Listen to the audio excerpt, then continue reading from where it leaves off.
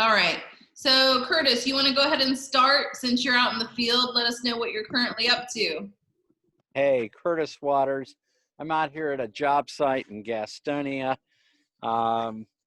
Let's see, they're working on replacing front steps, side staircases, floors. Got someone on their way to look at the HVAC ductwork system. Yeah, So by a the way, little bit going on. I just checked him out from Home Depot, so he's en route. Yeah. Yep. He sent me a text. He's en route. Okay, good.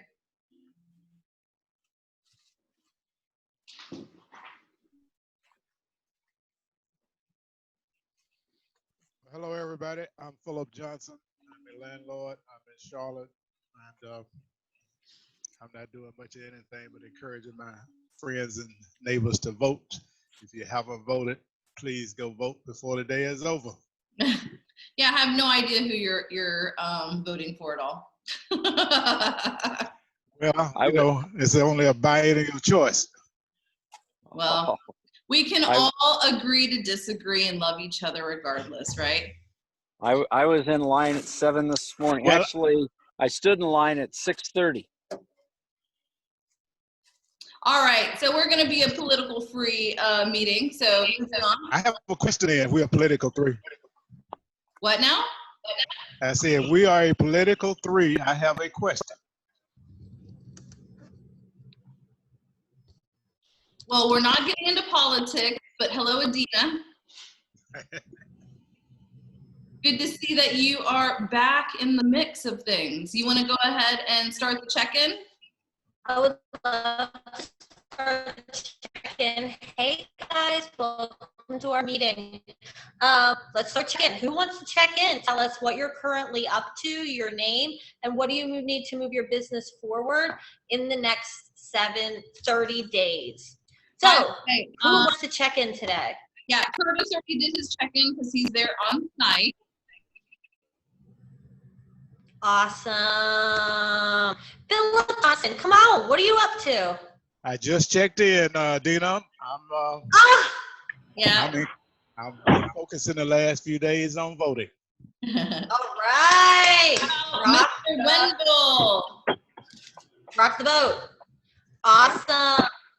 What's up, Wendell? Well, let's see. What's up? Still looking at more self-storage facilities. We even got one in Gastonia we're looking at, Curtis. Got me a little bit, well, getting a little information. You're putting numbers together. Can't get that done fast enough. That's my biggest challenge right now, is getting all the numbers put in the system, analyzing them, and making sure they're worth getting into. Excellent. Awesome. By the way, Wendell, we've also coined the term, pulling a Wendell. So Curtis is now pulling a Wendell. What does that mean? Wendell, every time you come on the call, you got the earbuds and you're shopping at Home Depot, you're in the cabinet warehouse, you're dropping gravel off to a job site, you're in the middle of a close, who knows what it is. So I told Curtis, I'm like, you need to pull a Wendell, just put the earbud in. You like Wendell. I know. Keep going, that's right. It's also inspiring to see everybody whenever they're out on the job sites and everything. So thank you, Curtis, for tuning in regardless of being out there meeting with contractors. Hey, it's we do, right? Okay. North Carolina, Georgia. Raisha, how are you? You want to check in? Well, tap in when you're good. Hi, Kyle Jenkins and guest. Hi. Hello. Hi, how are you? Hey, the two of you. Do you guys want to check in for us? Yeah, we can. Right now we're working on closing of a rental property. We're having a little bit of problems. Our inspector went in there and he found a lot wrong. The underside of it had 26% moisture, good bit of rot on the subfloor, and some of the piers had started collapsing, so they went underneath there with cinder blocks and started putting cinder blocks up underneath it. So we're bringing in a general contractor to take a look at it. hopefully we can get this deal closed and move on to the next one. All right. Well, you know, we have that 20% moisture. That's actually pretty good. It was a bit high, and evidently it's been going on for a while down underneath there, because he was able to. He didn't use a metal prod like most inspectors do. He uses a hard wooden stick, and he was actually able to stick those up into the joist. So it's pretty bad.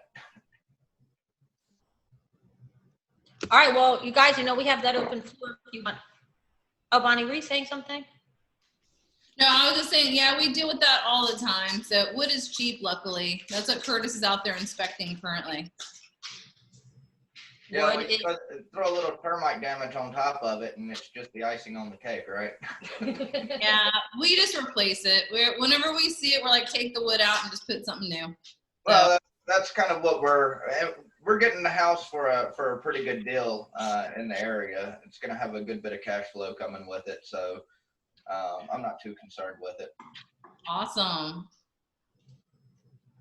Awesome. Happy you're here. Anna and Sean, how are you guys? Hello. Woo. Hey. Hello. Check in for us, guys. Yeah, so we just set our appointment with Randy, thanks to Curtis, for our accountant meeting. And then we've got the NACA this weekend, which I am so impatient. So I am more than trying to get this going. And then in the next 7 days, what do we mean in the next 7 days? Depends on what the accountant tells us. Yeah, we don't need anything, but in the next, we're looking for more information in the next steps, the next 7 days. Nice. Awesome. Happy you guys are here. Carla, how are you? How's it going? I'm trying to drive and talk to y'all. How are y'all? She's pulling a window.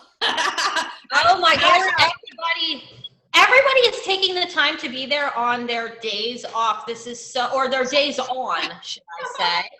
So Carla, don't die. If you can't talk to us, that's fine, but do you want to check in? Yeah, so I'm going to see this off the market property during my lunch break, and I'm talking to you guys. I'm becoming a legal eagle, hopefully before the end of this last quarter. And I'm just still hunting for my first investment property, but in the background, setting up my business and just going to networking events. And that's what's going on with me, guys. Love it, love it, love it. Happy you're here. Galaxy J7 Star. What's up? You want to check in? Cool. Tap in when you're ready. I think that's everybody, right? If anybody wants to check in that I didn't get, definitely check in. I did try to call on you. My name is Adina. Currently what I'm up to, well, don't mind my face. I just went to the dermatologist and had so much stuff done, so I look a little scary. Okay, so that's what I'm up to. But also what I'm up to is I'm doing NACA this weekend too, so I'm really, really excited to do that. And so I guess I'll be looking for a property to buy for me to live in the next, well, I guess when NACA's done, right? So Bonnie Laszlo, what are you up to? My name's Bonnie Laszlo, currently known as the Real Estate Hobby Millionaire. And let's see, we are finishing out 22 renovations. So that's always fun and jolly. We've got a move-in that's supposed to take place today. We've got contractors all over the place. And I don't know, Patrick's going through what looks to be a foot of mail of something. I don't know. But it looks like, Foot of mail. I know. Just beware, guys, when you do real estate, for a living and everything, especially whenever all the insurance documents come in, you're going to be needing to definitely have a filing cabinet or work to get everything paperless. But yeah, living the dream, working on real estate, getting some closing and done. And I guess in the next 30 days wise, we're going to have another real estate investor world that will be coming up. And so we'll have 2 hours to chit chat real estate, obviously. Awesome. Happy to hear, Bonnie. Guys, what are your wins? What is something exciting that's happened in real estate, or do you want to throw a win to somebody else? I'm going to throw a win to Eugene for getting you guys into the NACA workshop early. Yep, that was a great one, actually. For sure. And I think Curtis might have dropped off, but I'm going to give a win to Curtis because we've been, obviously meeting contractors and you, Adina, as well, at like 8 in the morning at Home Depot, getting them all started. We've been rocking and rolling on some urgent renovations that we ran into some snafus on. So whenever that happens, I've got a job site, so got everyone rocking and rolling, and now Curtis is out as I pass the baton to him to go and do the inspections and the FaceTime videos. And obviously, teamwork makes the dream work. Yep, I was actually going to throw a win to you, Bonnie, for pretty much the exact same thing. I was going to say win to Bonnie for being in my town of Gastonia every day at 8 o'clock or earlier. For me, it's a 2-minute drive. For her, much longer. So there you go. I mean, that's how you do it, right? Get it done. Yeah. And win to you, Adina, because you've got a move-in taking place today, and you've had approved applications and applicants and everything. And I think we've had some move-ins that have taken place. So awesome movement. Nonstop. You are rocking it, woman. Oh. Okay.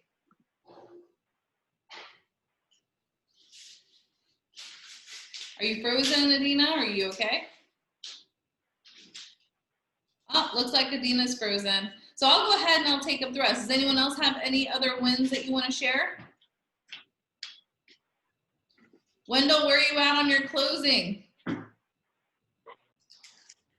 Well, we got the appraiser is coming to our storage facility on Friday, meeting the appraiser out there, and don't have a date on the other one, but he's saying it's probably going to be the first part of December. It was the 10th of December is what they put on the commitment letters. So okay, well, win for you. Done. I know, win for you to get your appraisal set up and everything, and that's going to be exciting. Yep. You always have to look at it, although some of these cycles of action take a little bit longer than anticipated. As long as you've got something moving forward every day, that's, the most you can ask, right? Oh, yeah.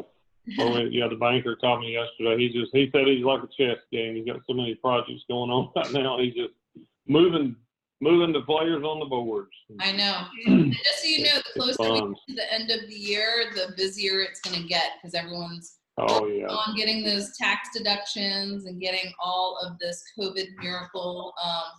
Gosh, I think I saw 1.8% that popped up as being available for lending. Yeah, I mean, I can't believe. I was wondering if we're going to dip into the ones, and I finally saw it, and I posted it on my Facebook. So awesome. I know. Yeah, we did get a lease. One of our leases up on some more space in our warehouse, another $1,250. We got that signed this week. We've been talking to them about it for some time. And so they got more product coming in starting next week. I don't think they're going to have enough room for those next 8 containers they're bringing in. So it's okay. We got the space cleared and ready for them. I know, right? That's awesome. I see Colin just popped on too. Colin, you want to check in, introduce yourself to everybody, and let us know what you're currently up to and what you're looking for in the next 30 days. Hey, what's going on? I'm Colin Townsend. Just got back in town, actually. I've been working on going to school for my real estate license. Fortunately, barely. Didn't pass the last test, so studying hard for the next 14 days to pass the second time around. Also, working investor support for another fellow hobby millionaire, and also am looking at possibly negotiating on a first rental property here in Charlotte, just dealing with some due diligence issues with the owner currently. Cool. That's what I'm working on currently, and currently also working on just calling on properties to wholesale. Cool. Sounds awesome. Forward movement, playing around in real estate. I like to hear it. All right. So why don't we go ahead and jump into any property pitches that anyone might have? Does anyone have anything that they want to sell, or if they want to pitch a cross property pitch? What that means is that you're going to let everyone know what you're currently looking for in a property, and the floor is also open for anyone who wants to pitch one. What do you guys got? Anything? Yeah, so I have one. I know there was people were looking for stuff in York County. So I found a 4-bed, 1.5 bath, or 200 square feet going on a short sale for $50,000 in York County. Unfortunately, I'm not able to see the inside, but the outside looks pretty decent. And by that, I mean the roof isn't caving in, the siding isn't missing, the landscaping is fine. Price, you could probably fix it. Yeah. Well, yeah, exactly. And it's $50,000 short sale. From what I had seen in the area, the 4-bedroom, 1.5 bath was nicer than there's a lot of 2 or 1. So if anyone's interested, I do know of that home. Excellent. And make sure that with those types of things, no addresses, generalities. Feel free to also post it on the Hobby Millionaire Facebook page and everything, so people can contact you that way as well. And I know that there's some other people too that are in the group that have their buyers lists. So you can also kind of team up with some of those people if you want them to shoot it out to their buyers and that kind of thing as well. So excellent. All right. And you might want, I think you have Meg's numbers. You might want to text her about that as well so that she's in the know about it. Okay. Anyone else have any properties they want to pitch? Well, I want to pitch a property that I'm looking for, so I don't know if I could pitch. Okay, so I'm looking for a 3-bedroom, 2-bath in the Charlotte metro area, with a radius at least no more than like 10 miles, I'd say, or maybe 9 from the inner city, under 100,000. Okay. Yeah, I think everyone's kind of looking for that unicorn too. Who knows if I find it? I know, but hey, you gotta ask. Obviously something like that. It's gonna be a little beat up, but hey, nothing we can't fix, right? Yep, But I remember definitely. whenever I first got here from Florida, I picked up a duplex, for what was it, 30 grand, right there in 28208. Yeah, we gobbled up 28208 because we had so much stuff that was 20,000, 30,000, all in that vicinity. We all doubled our money and got out and moved to Gastonia. That's pretty much what happened. But it's awesome to see how all the the values are going up. So we'll keep an eye out for you and scout for you, Carla. Okay, so I mean, I wouldn't be opposed to going to Gastonia too. Yeah, I mean, there's more there. We can normally buy anywhere from 2 to 3 times as many houses over there than in Charlotte at this time. But I mean, everyone's got their different investment strategies, so definitely keep your eyes out, for those ones for sure. Okay. So another thing, I guess, if anyone has any other properties to pitch or anything that you're currently looking for, go ahead and let us know. Yeah, we're looking for the next property. We'd like it to be either Monroe, Charlotte, or Gastonia area. Looking for anything under 100,000, fix and flip, or the rental method, either one. Okay. Turnkey rental or fix and flip, or even a rental that needs some work done to it. From what I'm gathering, you've pretty much got a lock on all the contractors, so I'm sure it's going to be hard getting something renovated these days. But no, there's plenty of contractors, guys. There's hundreds of them. We'll take our chances. But yeah, if anybody's got anything, just let me know. I'm on excellent. I'm on the Facebook group, so. Very good. Okay.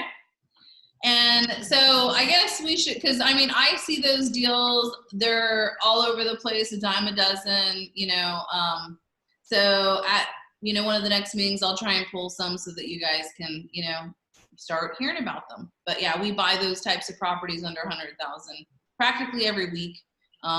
So they're there. You just have to, be in the know, I guess, or create that deal kind of thing. Oh, that's the. Remember, we did have a property that was pretty much like 100,000, and we offered, ended up getting it in the 70s. So remember, what people are offering is not necessarily what they'll sell it for. So kind of keep that in mind too. Almost definitely. I'm gonna put my email address in the chat. Okay. So if you stumble across anything, Sounds good. And then I will ask that if you could text message 980-533-0988. I will also put that into the chat too, so everyone has it. That's the office line so that we can keep in contact with you. Just know that things have been a little crazy on our end just because we're in the middle of, like I said, 22 renos that we're looking to get done in the next 30 days. So we are kind of focused on those lovely tasks at the moment, but it looks like everyone's got it going and we got a big team, so that's great. Okay, Adina, you're back. Yeah, I don't know what happened. My internet, it says I have internet, but it just, I don't know. Okay, well, you're back, so we just finished property pitches. Awesome. Oh, we had some. I like it. Okay, guys, if you have any needs or wants, put them in the chat box so Bonnie can say with your phone number or email, however you want to be contacted. Like I put that I needed plumbers once, and I sure as shooting got one. Okay, so now let's go to open floor, right? What do we want to talk about today? Anybody got any questions for these really smart investors? I do. What's up?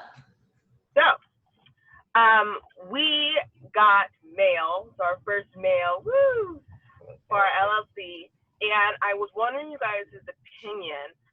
In your experience, I know that having a certificate of existence is an optional thing, but in you guys' experience, is it useful to have? Has it come in handy, or is it just something for the overcautious? What was the last thing you said? Or is it something for the overcautious? We got mail saying that we could file for a certificate of existence for our LLC. I think it's like a certificate of authentication, just so that you have it in your file and you can give it to the banks or give it to people just to show that you're real. I think that's some kind of a marketing thing. Yeah. Really? That authentication, that's not necessary. I think if you read it, I think it's a marketing and advertisement, trying to get you to pay some money to them. Read it carefully. Yeah, it was from the North Carolina State Secretary and from Raleigh, and it was like, it is optional. So I was like, if it's optional, let me. Are you sure it was from them, or did you just say their name? Yeah, I've gotten them. I like them. It's a nice little thing you can frame, or it's a nice little thing you make copies of it. You know, it's one of those things that's just nicer than, you know, plastering your articles of incorporation all over the place. The only thing is I've seen it requested from lenders and banks when you're actually going to do a deal. So, and it's an annual renewable document. So, you know, you can pay for it now, or you can wait till you actually have a deal on the table that it's being requested of you. That's really the only true functionality of it, is when a lender or a bank wants to make sure that you're up to date on paying your renewal fees. They want to make sure your LLC is actually in good standing. Yeah. Yeah. Okay. Awesome. Thank you. Oh, thank you all. Cool, cool. Good question. Awesome. Cool. What else do we got, guys? I have a question. What do they usually mean when it's like A or B or C quality? Like they give it a letter rating? Do you guys know what that means? So at least in apartment complexes, a lot of times it means that it does not have a luxury clubhouse and an entertainment center and a swimming pool and all that bells and whistles. That's called luxury A class, right? So there's a lot of people who want to buy, let's say, B class, and then they want to put those amenities in for a value play. And so you take it from B class, you know, up to A class. And then same thing with C class. You know, C class is pretty, you know, basic in essence. And some of them consider them low income housing and that kind of thing. It just depends. But they'll take C class and then do the renovations to get the rents up and everything to bring it up to a B class where it has like, you know, dishwashers and central heat and air and all that kind of stuff. The C class might not have central heat and air kind of thing, but normally the B classes do, and they've been somewhat updated. So it's just like different tiers of things, you know. I've dealt with D class where it's like drive-by shootings and all that stuff too. But, you know, it just C, B, and D, you know, or A, B, C, and D class, right? So a lot of people hover in the C, B, A realm for sure. But I'm sure, yeah, but everyone I think has a different, you know, idea of what it is. But I know definitely luxury A class has to have like swimming pool and amenities and all that kind of stuff to be considered, you know, major luxury A class, you know, or it's on the water. You know what I mean? It's yeah, it's top of the line kind of thing. Top of the line, nice. Okay. Anybody else have any questions? Yeah, it's Colin. This may or may not be applicable here, but I've been trying to go through this NACA process for a little while, but the lady that I spoke to was not very helpful at all. I thought it was supposed to be a character-based loan, but she was telling me I had to start over from zero, go get a full-time job, and then reapply later on, because apparently unemployment didn't count towards it, and something about my taxes and from 2018 and 2019 showed I was in the red. None of it made any sense to me, and she was very short with me, so I wasn't sure how to kind of go forward with that.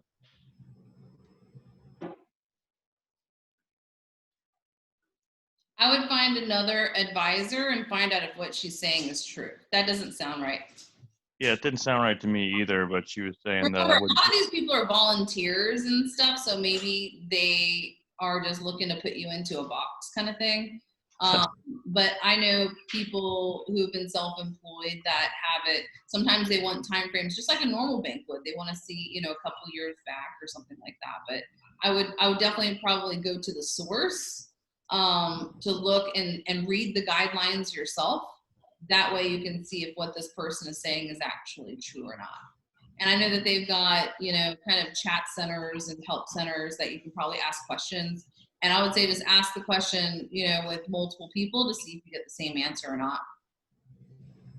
All right.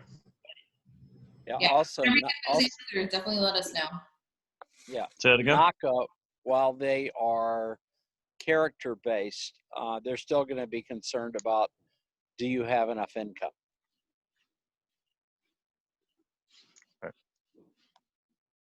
All right. Oh, Curtis, I didn't know you're on the phone. I actually want to ask you a question too. Can you post, I saw you had something about a skip trace. I tried to find the post again, but I couldn't find it. I'm definitely in need of a skip I'll trace send it service. to you. Okay, awesome. Thank you very much.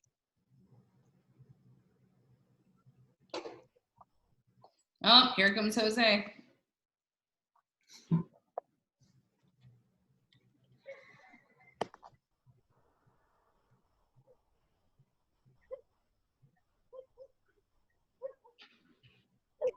So anyone else have any questions? Like Kyle, what did you come to the meeting for? Anything specific, or just to kind of listen in and hear what people are chit-chatting about?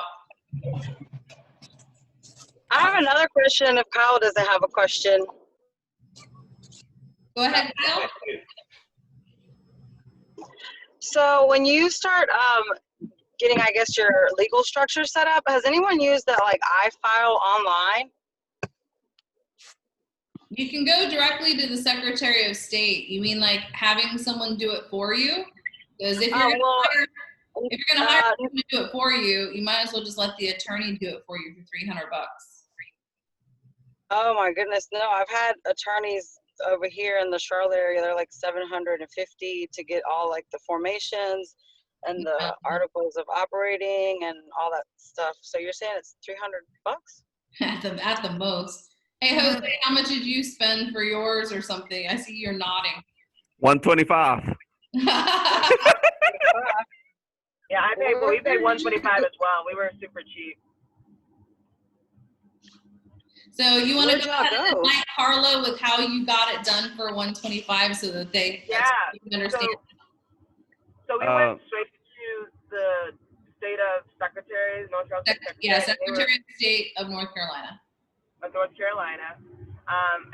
they were very specific about their directions, and we just followed all the way through.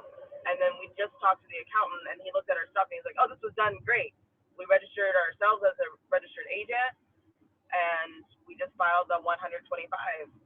And we still have to do the articles of organization, and we're doing that through eForms.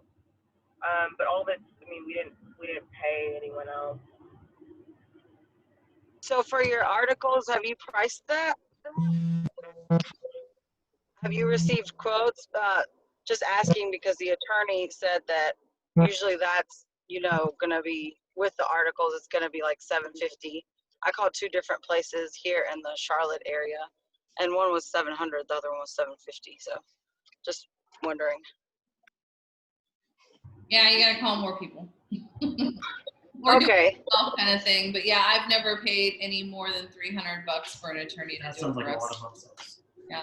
Yeah, so what we're doing is that we haven't filed it yet. We went to eforms.com and they do a walkthrough as well.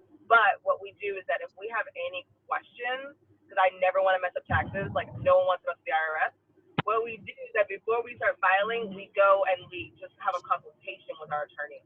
And we got our attorney from Curtis, so went to him because I love Randy. And he had, yeah. So we had so we just kind of, as we fill out, we ask questions. Do you mind sharing that attorney's contact information? That's fine. I think it was a website. I can put in Bonnie's chat thing. Okay, thank you.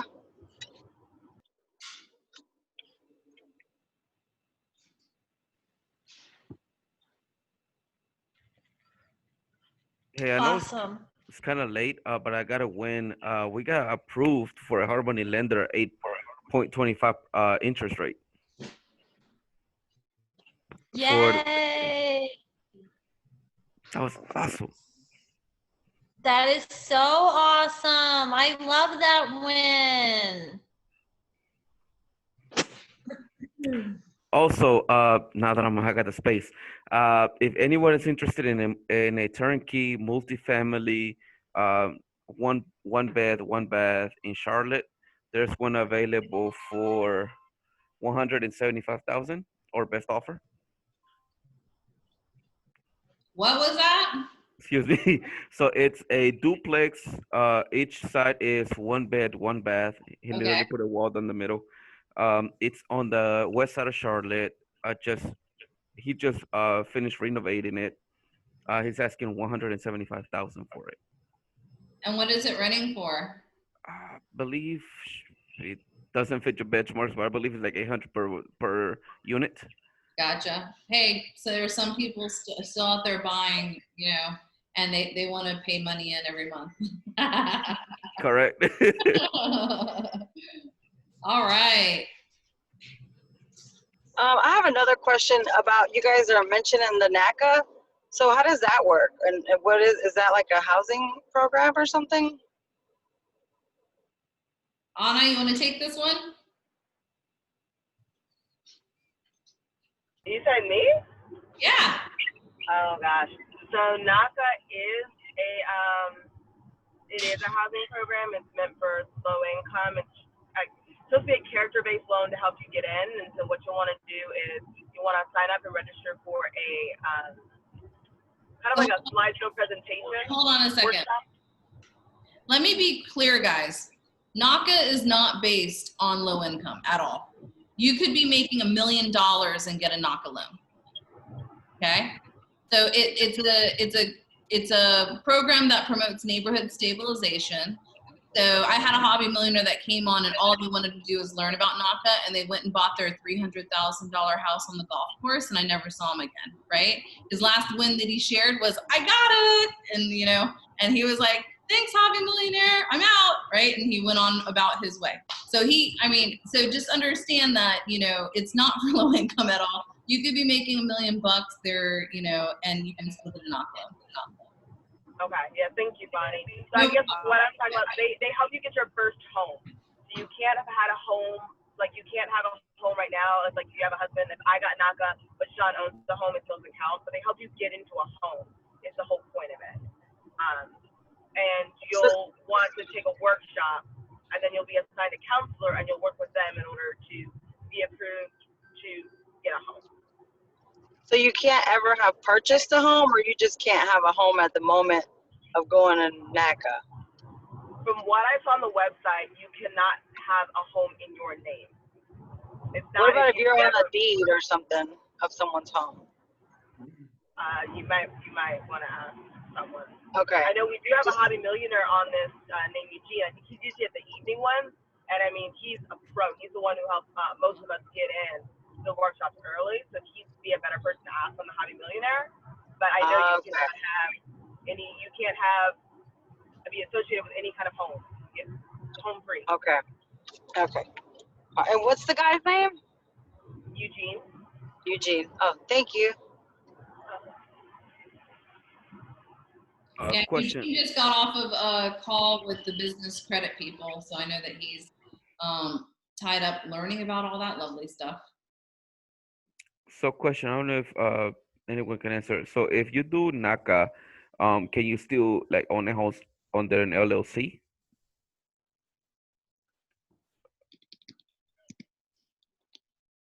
I mean, if you're running a business and everything, but it's not owning a property, you'd need to talk with them just to make sure what the guidelines are. But there's lots of business owners. That's how they make income to pay the mortgage. Okay, got you. Yep. So I have a question. As a college student, I feel that there is a need for I want to be able to buy homes and rent them out per room. I feel like trying to get near Charlotte, but being able to have it affordable is very hard. So there'd be a market for that. But it's just been my experience. So what website or what data search could I do to see what really sells in my market? What do you mean what sells? You mean what kind of bedroom you could rent out to people? No, more like if I wanted to see what sells and what's popular in Charlotte, because I was looking at like other sites, Zillow sites, to see what my competition would be if I was to do per room rental, and I didn't see much, which to me is good because I don't have a lot of competition. My main competition is the apartment complexes, but I could market as per room, like more privacy, less visual parking, no upstairs neighbors, things like that. But before I want to know if that will actually work, so I didn't know if there's any kind of data site that would show me. There isn't. I mean, because the rent by the room, I tested it in Charlotte and I did it with a duplex, and we ended up selling that duplex for over $300,000.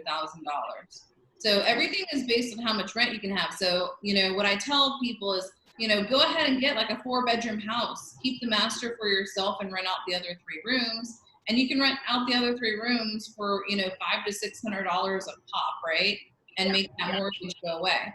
I mean, it's few and far between, because remember, you guys just being on this call alone, you guys are like in the top, 5%, 10% maybe of the population that would ever even be on a call like this. Okay? So I want you to understand, like, you guys, like, this is not necessarily a normal thing, right? So, you guys have separated yourselves from the herd and, the distracted individuals of the world. So just know that when you start getting into specialized rent by the room, you're even, cutting into an even smaller niche. So a lot of the rent by the room stuff is normally around colleges and everything, but I've done it with normal, people. I mean, Adina, were you around when we did the rent by the room at all over in Charlotte with the duplex? I wasn't, but I was with the large house. What was that? The really pretty one with the back. You know what I'm talking about? No. Where that guy lived downstairs. Oh, gotcha. Yeah, we never ended up renting anything on that. We didn't, but I mean, I can tell you I did put it up. You ended up selling it or whatever, I think, but I got a lot of hits on it. And here's the thing, I'll tell you, there are so many people moving into Charlotte and the surrounding areas. People just need and want to live somewhere. So, I mean, if you're renting a room out for like, $650, $750, whatever it is, just that price tag alone, that it's so cheap or inexpensive, is going to drive so many people towards you. I mean, that was our hope. That's what we were thinking. All you need to do what size place do you live in right now? So we live in a 2-2 apartment, and we were looking at getting a 4-bedroom, or at least a townhouse that had 2 masters, so we could charge more. And and that's what we're looking into. So right now, just to test the market, go ahead and put up your second room as a rental and just see how many leads you get on people that are wanting to rent a room. There you go. Smart. Okay, that's awesome. You don't need to call anyone back. You know, just put the ad up on, you know, Rent by the Room on Craigslist or something, and on Facebook and whatnot, and just see how many leads you get. Awesome, I love that. Okay. Yeah. Yeah, that's a really good idea. Thank you. Mm-hmm. Yeah, because anytime I've been in like a weird city or whatever, I wasn't sure about the neighborhood or what I was doing, I would just, you know, put a sign at the nearest stop sign that would say, you know, house for rent or whatever, and just see what called me, you know, just to see if they're looking for a 3-bedroom, a 2-bedroom, and then that will tell you what you need to buy. And then I guess this is okay. okay. I was just going to tell you that I rent a room to nurses, and it's furnished, and they usually pay pretty well, and you know you don't have to do as much background for them. But I actually paid for actually my mom paid for a service. It was like $100 a year, but we don't have to do that. But I still get like 3 calls a week after I've already said that the place is rented. And so I don't think that I'll ever have vacancy there. Okay. Yeah, Charlotte, it's so hard to find something cheap in Charlotte. So we were like, if we could provide something cheap, I mean, we never have to look for tenants. They'd come to us, and they probably would bring in other people too. Right. They would want to rent them. So I guess my segue question would be, how do you furnish something like that? Let's say we move out, we want to rent out that 4th bedroom. Do we leave the living room stuff, or do we let someone else bring the living room and they determine who sits on it? Like, I know it's kind of a trivial question, but it really depends on how you want to proceed in that. For mine, I provide for furnished units. I provide everything, and even when you have multi rooms, then you're renting out several rooms in that multi unit. But you can really you know, work with however you want to do. I've had some people ask if they can bring some of their own stuff, but I like it better with shorter term because you can charge them more instead of people that are bringing their own stuff and want to stay a while. Okay, cool. That works. I was just confused about the common areas, but I like that. Okay, thank you so much. You're gonna get a tip. Oh my God, we're gonna get a car. Can't drive. I have a question about the short-term rentals by room. So I have a house, and it's got like a split basement, and then it has like a 3-bedroom, you know, like 1 bath upstairs, and then same scenario downstairs. But we were told by a property manager that you can't rent out rooms unless your house is zoned for, I guess, multi-family or something. I will say one thing in there, because I actually went through this whole scenario. It's not that, you know, the zoning called and there's an issue. You can't, if your house is not zoned to be multifamily, you cannot have a barrier that makes it like you can't go from one side to the other. It has to be a door that people know not to go through or whatever like that. It can't be a barrier, but you can have, you can rent out rooms, period, as long as you're doing rooms. But if you wanted to split out like 3 people, I mean, you know, a family on top and a family on bottom, the whole thing is just that one, you got to make sure that if they're on the bottom, they have exits. But it's a zoning. You have to read the zoning criteria, and I think people will try to read that out of line. But you can have multi people in there. You just got to make sure that you're following all the rules in the zoning. Okay, and I've been through that, and I rent. Here's a easy solution to all of that. So don't make it harder than it needs to be. So you can rent out the rooms and have roommates all you want. Okay, it's your house. You get to do whatever you want. Okay. Secondly, if you want to have 2 people living underneath the same roof, we just put them both on the same lease, and we make sure that they understand what, you know, is going on. Because sometimes they even have to share, you know, a thermostat and stuff like that. But they might have 2 private, you know, pretty much places they never see each other, except, you know, if it gets cold, I need the heat on, and if it's hot, we need the AC on, right? So we just put everybody on the same lease so that they're all roommates, and you know, they need to have the verbal understanding of this is the way it is if you're going to live here. And, you know, the demand is so great that you're not really going to have too many people having a challenge, you know, doing that. You know, so just like if you're worried about that, and if you're not zoned properly, then just make sure you understand you're renting out the house to everybody, you know. And we've actually worked it out where people have moved in at the same time too. So if you're starting to do that kind of thing and there's separate sections, we'll make sure that the move-in date is, you know, 45 days from now or 60 days from now, to make sure that we have everybody moving in at the same time together on the same lease. And, you know, they're in essence roommates that hardly ever see each other. All right, thank you guys. No problem. Got a quick case study, if that makes any sense. I was gonna buy it. I made an offer on this house. It's in zip code 28217. The lady who owns it, she's elderly. She lives in the master bedroom, and she rents every room in that house. Her mortgage is about $500, Yeah. and cash flow is over 3K. Yep. Yep. I mean, that's the same thing as you living in the house and renting out all the rooms in your house at, you know, $700 a room or whatever it is. And, you know, you can charge your tenants whatever the market will bear.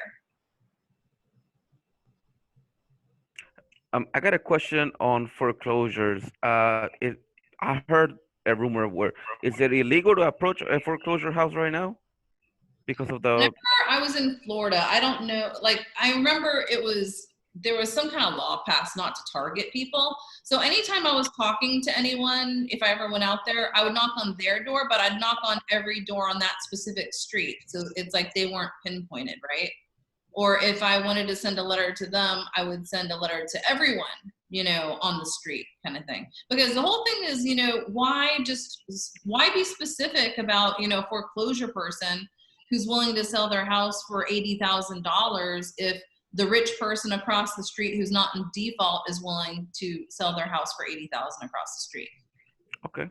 You know what I mean? So yes, ma'am. It doesn't matter. Like, it's so funny because a lot of people are like, oh, I want to focus on foreclosure. I want to focus on probate. I want to focus on whatever. And I'm like, look, guys, you need to focus on making money, okay? Because it doesn't matter who owns the house. It could be Mickey Mouse or Minnie Mouse who owns the house and they're willing to sell it to you for 10 grand. Are you going to say, no, I'm sorry, Minnie Mouse, you're not in foreclosure, so I don't want your home? Right? Yeah. So it's, you know, a lot of it is making the deal too. So although someone is asking to receive, you know, $100,000 for their property, you can work a deal where you're getting it for, you know, half the price. You know, it's just a matter of asking, right, to see where they're really at. Because what I'll do too is when I'm making offers, I'll look to see what they bought it for. Because if they bought it for $1,000 10 years ago. Oh, I heard some background noise. So if they're selling it for, you know, obviously 100,000, but I saw they bought it for 30,000 10 years ago, don't you think there's probably some wiggle room there? Correct. Yes. Yeah, and you'll never know unless you ask, right? Correct. My next question is, on a purchase and sale agreement, when the seller carries back the note, in this case, if I wholesale the agreement, because I kind of need the cash right now, am I still responsible for the note, or whoever takes over that contract is responsible for the note? Well, you haven't signed for a note yet because you haven't closed, right? Correct. Yeah, so whoever's signing at closing and who the seller is agreeing to receive the money from and receive the note from, you know, whoever that buyer is, would be the person that would be responsible normally. Okay, thank you. Yeah. And then sometimes there's people that take closings and stuff and they don't sign any note. And it's like a good faith, I'm gonna make this payment for you, you know, kind of thing. But, you know, I do like to make sure that whenever you're doing the subject twos and stuff, you do them, you know, legitimately, because you don't want to have put a lot of money into a property only to come back and have someone say, they took advantage of me and they took my house and da, da, da, da. You know, versus you signed a note for it that in essence, if you defaulted and you didn't make the payments to their particular bank or something, then they would have recourse against you. Okay. Right? So, you know, before you start going and dumping money into a subject to, I would highly recommend that you do the closing where it wraps around, like do the wraparound mortgage or whatever. Make sure the attorney kind of legalese everything to make sure that it's done properly so that you're not back in a situation where, you know, yes, Your Honor, I took this person's house and I just made a promise and a handshake to make their payments and I didn't. Okay. You know what I mean? Yes. So, you know, everyone can do business a different way, but, you know, just there's a right way to do things, I guess, where it'll safeguard you a little bit more in the future than if you're winging it. Okay. Thank you. Uh-huh. I have a question. Go ahead. About the buyers brunch on November 8th. Well, we got to change that because Brizo, I was told, shut down for good. Holy moly. Yeah. Has anyone heard if that's changed or not? If they're coming back or, yeah, I think. Yeah, so we'll have to find like a different place or something for brunch. And I know that a couple of hobby millionaires were looking at it, but as far as I know right now, that particular location has been shut down. And if we do have them, we're going to have to keep it to 6 people total or less if we all want to sit together. Yeah. Is that the same in South Carolina as well as North Carolina? I think South Carolina, no, but North Carolina, yes. Okay. So we might want to look at, you know, if we're going to do something like that. There's brunch or something over in South Carolina since we're so close to the border. If we're going to do that. But if not, we can always do it on the Zoom call no matter what. So everything, no matter what, is always Zoom is the background situation. You know, and hopefully one of these days we'll be able to meet in person again where it's not so much of a hassle and, you know, we're allowed to have, you know, groups of people, more than 6. Okay. Right. Have any questions? No? Okay. And I know that we wanted to go ahead. It's 5 minutes till, so we'll go ahead and have this conversation. So the update, I guess, in the market, I don't know if you guys have heard, but there's a new, I guess, ordinance, I guess, or I don't know what you want to call it. But there was a notification pretty much that we received from our eviction attorneys about evictions in North Carolina. And in North Carolina right now, you as a landlord are going to need to give your tenant the CDC form that pretty much is telling them that they need to fill it out so that their eviction can be delayed until January. Okay. So I don't know if that'll change in the future or not, but according to our attorney, like we've always given our tenants, if they couldn't pay rent, you know, different places to go for rental assistance. And Adina is about to go over some of those rental assistance places. But just understand, you know, it's going to be interesting since this just went into effect recently. So if your tenant has not paid rent, like as of right now, just understand you need to give them this form to fill out so that they can delay the eviction. Okay? Whether they fill it out is up to them, right? They may or they may not, kind of thing. But you just have to, my understanding, prove that you gave it to them. Curtis is not on the call right now to add his 2 cents on that, but Adina, can you go ahead and share, you're on mute, but can you go ahead and share with everyone the places that people go for rental assistance? Because what we're gonna do is when we give them that list of places that they need to go in order to apply for rental assistance, because a lot of these places and programs have been additionally funded to help avoid the eviction process right now, right? So they need to go and do it so that they can get the funds, because they're, you know, a lot more funded right now to be able to have that happen. But they still need to go do it to be able to. So question, can you give us the number of the form where we might obtain Sure. this form? What do you mean, the CDC form? You say go to the CDC website for this form? Yeah, there's like a CDC notification form for evictions. I'm not sure where everyone's getting them from, but I mean, if you Google it, I'm sure it'll pop up. But just know that there's one out there. And if someone is going to be evicted, you need to provide proof that you gave that to the tenant.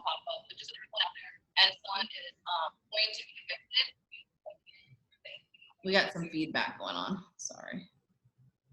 Okay, so then you'll have to, my understanding, let them know that you gave the form to them. So Dina, real quick, do you want to go ahead and go over some of the places that we send them for rental assistance? Yeah, a lot of people that we know have gotten assistance through Crisis Assistance Ministry. They're a good one. Also, Salvation Army is another one that people are using. I've seen a lot of people also like go to their churches. Churches have been paying out rents. And then also in Gaston County, there's a nonprofit called Gateway that'll hook them up with any surrounding nonprofits that would help them pay their bills.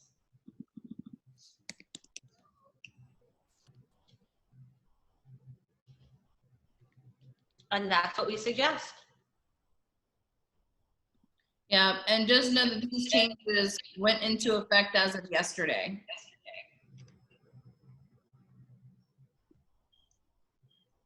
Yeah, brand new. So but wait, you would, what would be your benefit to give the tenant that form? There isn't one. That's why we're having this conversation. Yeah, okay. Yeah. So it says, first, the landlord has a dual duty to ensure that before filing the eviction case, that the residential tenant is provided with a blank copy of the CDC's declaration form. Second, the landlord must provide with each new complaint an affidavit certifying that the first requirement, the provision of the declaration form, has been completed. So just understand that you guys are going to need to give that to them. And so what we're going to do is just attach it to pretty much the email and stuff that we send to them whenever we see that they're on the delinquency report anyway. And that way they can decide, you know, if they want to do it. And in our system, it timestamps and dates it and all that kind of jazz. So we'll have that. And then, of course, as the attorneys say, you're going to be filling out this affidavit that says that you did that. Gotcha. Whether or not the tenants will do, because we've been giving them this opportunity to go and get rental assistance for years. Do some of them do it? Yeah. Do some of them not? Absolutely. So just understand that your obligation before you file that is A, to make sure you send that, and then B, to fill out that affidavit that you did it. And I wouldn't be surprised if when you get to court or something, they say, oh, prove to me that you did, and you kind of just, you know, show the email that you sent it with the attachment, and that'll be it. You know, that'll be it. If they show up, right? Yeah. All right. So that's like the newest of the real estate news that, you know, we've seen thus far. Other than that, I mean, enjoy the COVID miracle like we have with all these low interest rates. I mean, real estate's been booming. Everyone's been buying stuff. Everyone's taking their funny American real estate dollars and putting them into hardcore assets. So they're putting them into houses, into metals, precious metals and stuff. And some people are doing crypto, all that kind of jazz. So make sure you guys are diversified. You're being smart. You're being prepared for all of this. And does anyone else have any new bits of news or anything in the real estate world that we want to, you know, add to the mix so that we're all updated on what's going on?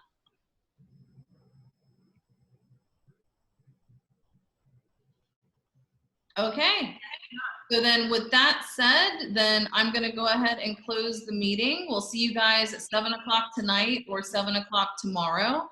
And that way, if you've got more questions, bring your questions, write them down. If you have any, tidbits of new information that you want to share, like the one we just shared in regards to how evictions go through their processes now, how it's a little bit different as of yesterday. We just want to make sure that we're all kept in the loop on how things work, and we kind of share brain together, right? 7 of 9 kind of thing. So just make sure we can download all this information as fast as possible, into our group, and make sure everyone's in the know and keep each other, in the loop on how things work. So with that said, guys, I'll see you at 7 tomorrow. Adina, you have anything else to add? Absolutely not. Okay, and then if you signed up for Driving for Dollars or any last minute ones, just know that you will schedule with you for the next one. It'll be next Tuesday at 2:00 if you're signed up for that. And with that said, guys, adios. I'll see you later. Bye, guys. Bye, guys. Thank you.